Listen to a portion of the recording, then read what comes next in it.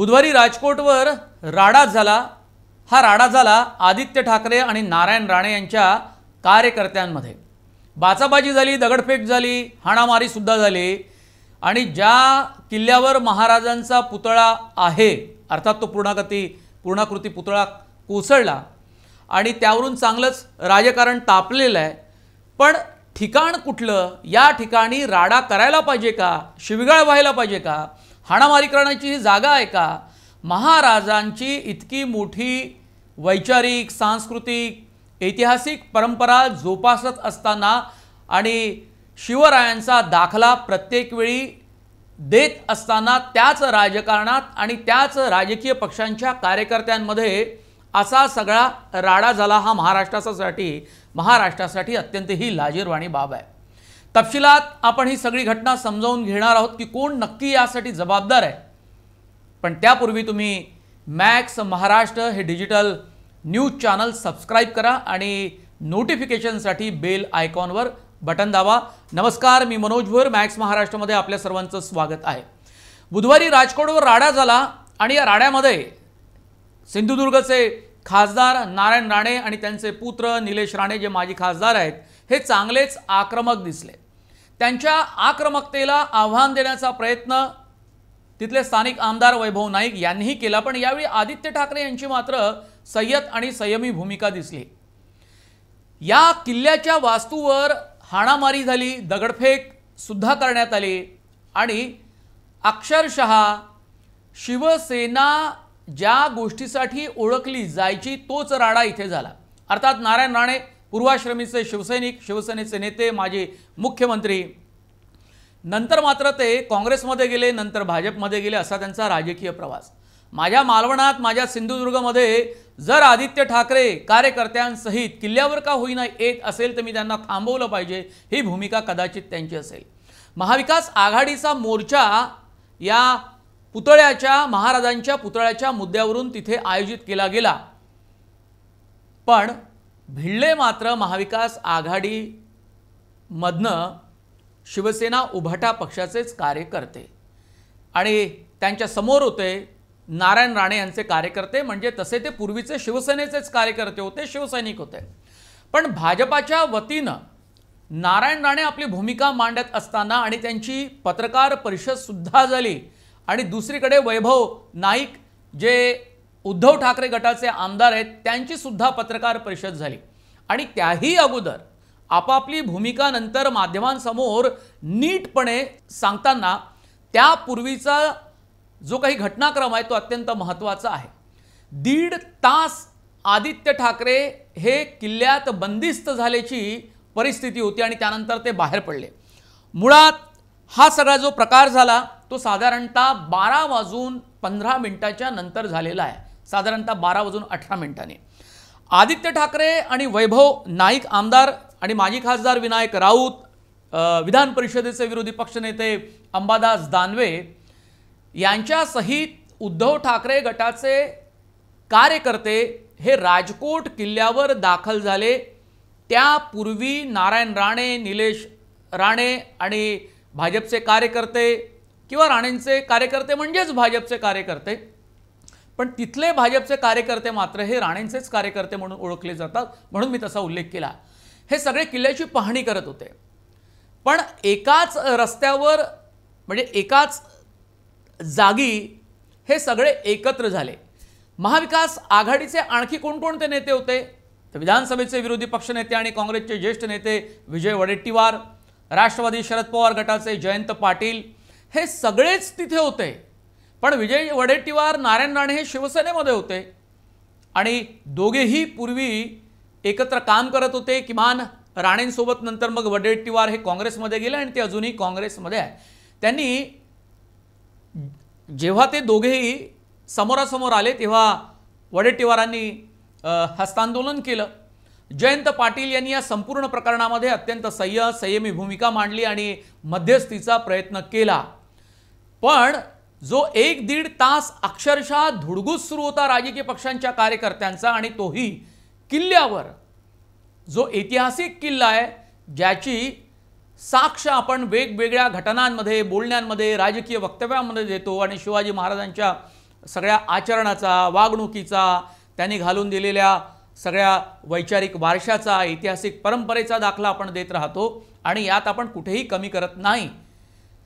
असं सगळं असताना महाराजांनी ही शिकवण आपल्याला दिलेली आहे का की त्यांच्याच किल्ल्यावर अशा प्रकारचं वातावरण हे महाराष्ट्रभर किंवा महाराष्ट्राच्या बाहेरही जावं.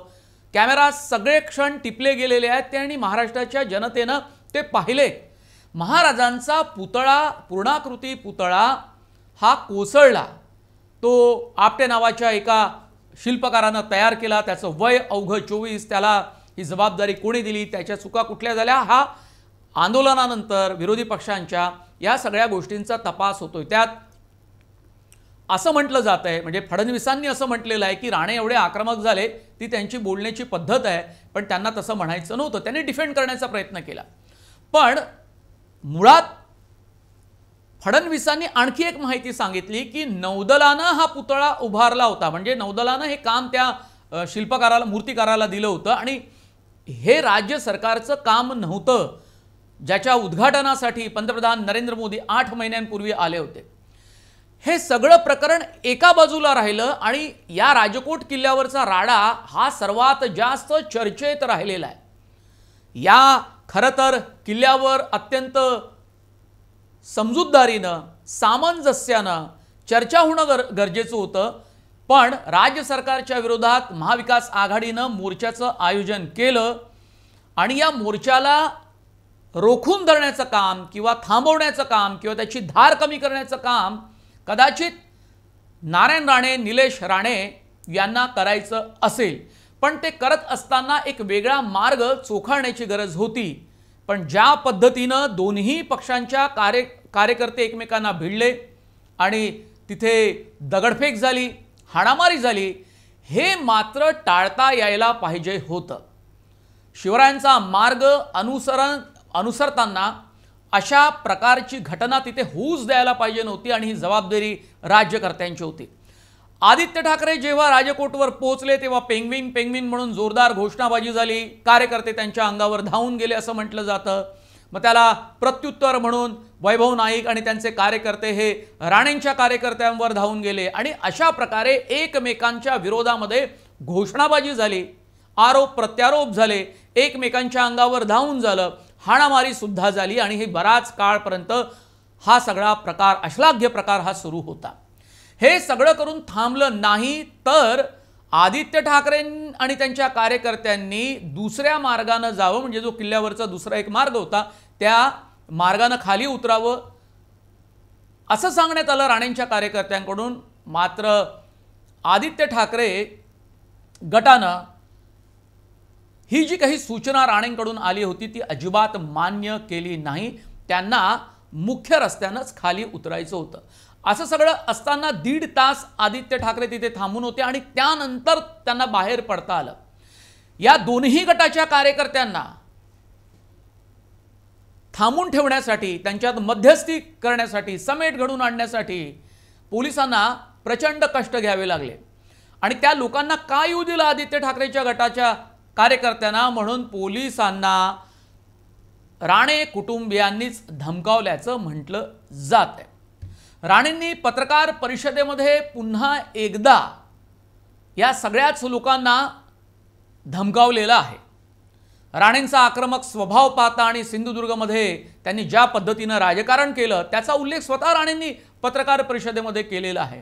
आणि त्यांनी हेही सांगितलं की अशा प्रकारे जर आमच्याशी कोणी वागत असेल तर आम्ही त्याला काय उत्तर देतो हे माझं राजकारण ज्यांना सिंधुदुर्गमध्ये माहिती आहे त्यांना चांगलंच ठाऊक आहे, त्यामुळे आमच्याशी दादागिरी करायची नाही.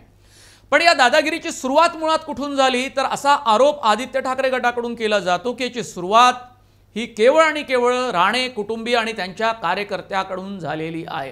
हे दोन्ही वेगवेगळे पक्ष आहेत.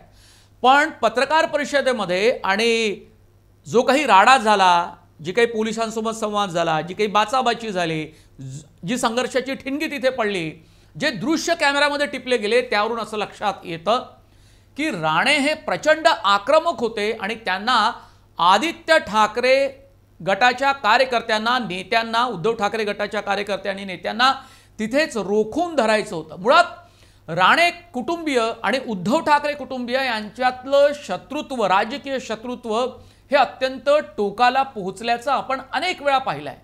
आणि राणे उद्धव ठाकरे यांच्याबद्दल बोलताना कायम एकेरी बोलतातच, म्हणजे ते माजी मुख्यमंत्री असले तरी आणि पूर्वी त्यांचे नेते असले तरी. पण या दोघांमधलं जे वैमनस्य आहे ते अनेक ठिकाणी आपल्याला त्याचं जाहीर प्रदर्शन पाहायला मिळतं. याचं कारण असं की शिवसेनेमध्ये उद्धव ठाकरे यांनी त्यांची नाकेबंदी केली होती. त्यांच्या झंझावात राणेंच्या पुस्तकामध्ये, आत्मचरित्रामध्ये त्याचे वेगवेगळ्या ठिकाणी आपल्याला दाखले पाहायला मिळत आहेत.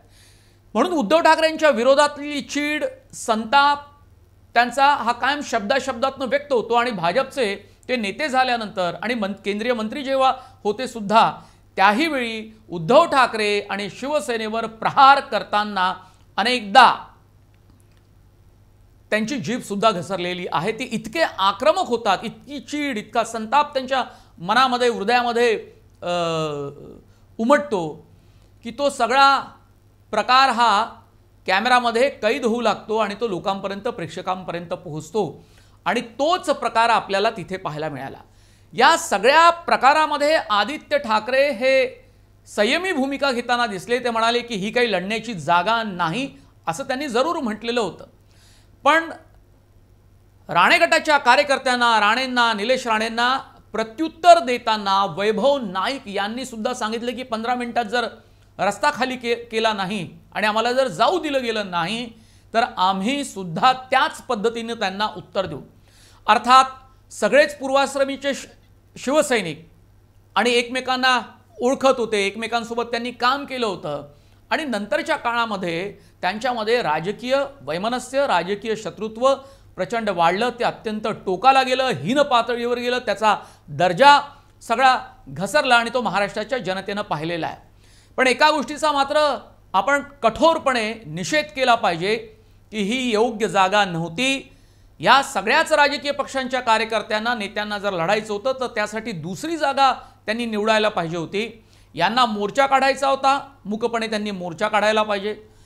त्याला विरोध करायचा होता तर ती विरोधाची अजिबात जागा नव्हती, आरोप प्रत्यारोपाची जागा नव्हती. एकमेकांच्या विरोधात घोषणा देऊन एकमेकांना चिथावण्याची अजिबातच गरज नव्हती. पण हे सगळं जाणत्या नेत्यांकडून झालं.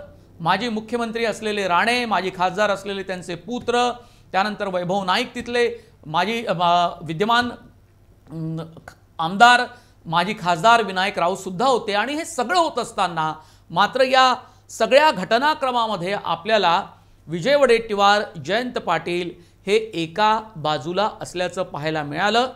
आणि दोन पक्ष मात्र उरले, आदित्य ठाकरे म्हणजे त्यांचा उद्धव ठाकरेंचा पक्ष आणि दुसरीकडे राणे त्यांचा भाजप पक्ष. पण भाजपाला आपण यासाठी यात ओढत नाही, कारण राणेंचं तिथलं असलेलं पूर्वीचं वर्चस्व, त्याला दिलेला शिवसेनेनं हे सगळं काटशहाचं राजकारण तिथे पाहायला मिळालं. पण यासाठी मात्र या घटनेचा आपण जोरदार निषेध करायला पाहिजे. बाकी हा पुतळा महाराजांचा पूर्णाकृती जो कोसळला त्याला जबाबदार कोण आहेत? नौदल असेल तर नौदलाच्या अधिकाऱ्यांवरती कारवाई, मूर्तिकार आपटे असेल, शिल्पकार, तर त्यांचा सुद्धा आपण निषेध करून त्यांच्यावर कठोर कारवाईची मागणी करणं हे सध्या अत्यंत जनता म्हणून, राजकारणी म्हणून नव्हे, जनता म्हणून सुद्धा खूप उचित ठरणार आहे. त्याचा तपास लवकरात लवकर व्हायला पाहिजे, कारण अशा प्रकारच्या घटना या घडू नये आणि त्यामुळे जनक्षोभ हे उसळू नये ही जबाबदारी राज्यकर्त्यांची आहे, प्रशासनाची आहे आणि पोलिसांची आहे.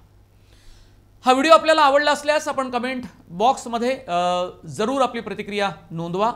आणि पुन्हा एकदा तुम्हा सर्वांना विनंती की मॅक्स महाराष्ट्र हे डिजिटल चॅनल सबस्क्राईब करा आणि नोटिफिकेशनसाठी बेल आयकॉनवर बटन दाबा. आपल्या सर्व प्रेक्षकांचे खूप खूप धन्यवाद.